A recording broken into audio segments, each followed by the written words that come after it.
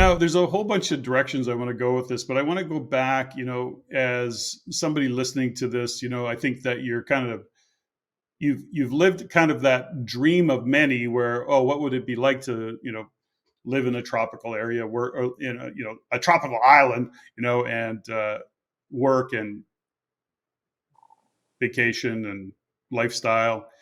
So when you reflect on that time, it sounds like it was pretty cool.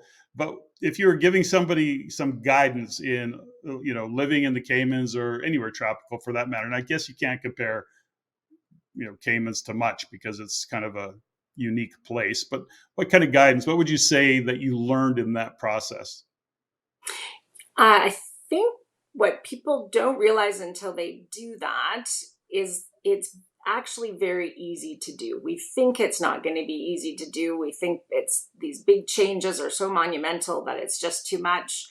And for some people, it's something they really don't want. It was fairly quickly, some of our office mates would discover this just was not a fit. They missed the antique furniture they had back home. They missed certain routines and they were happier where they originally started from. But for most people, when you push yourself to that moment where you're outside your comfort zone, you're going to have to make new friends. You don't know where things can be found. You realize you can figure all this out and you just have to tap into resources, and you learn a lot about yourself and the world when you put yourself in that moment of stress. And you don't stay in that stress moment for very long. You revisit it sometimes, but generally the benefits outweigh the initial risks that you have to take to get there. So I would encourage anybody who has the moment and the resources to create an opportunity for themselves and just go try anything in a different country, in a different city.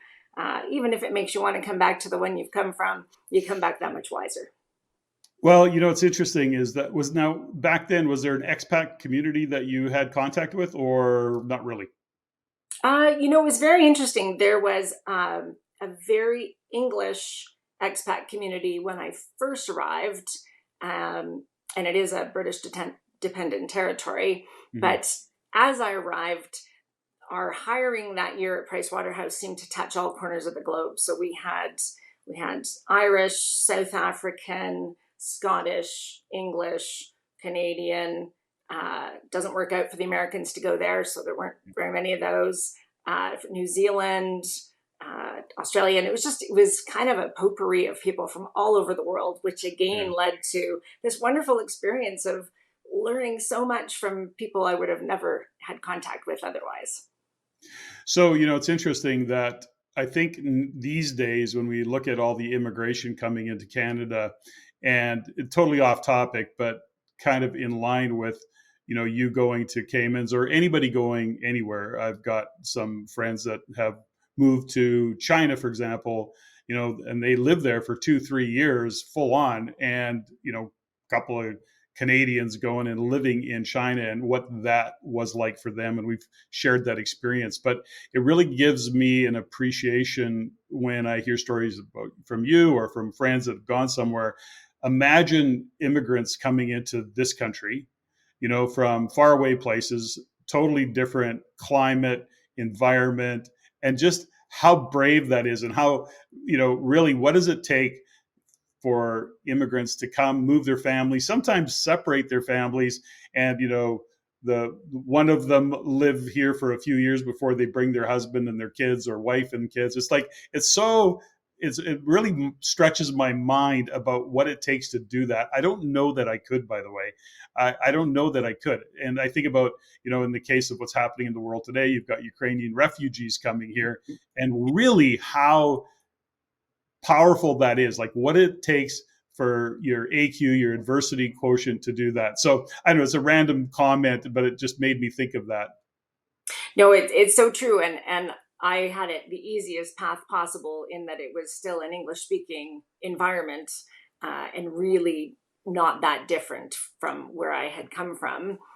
When you look at the contrast of potentially moving somewhere like China or the Ukraine or South America, where things look so different than where you've come from, and the language is so different.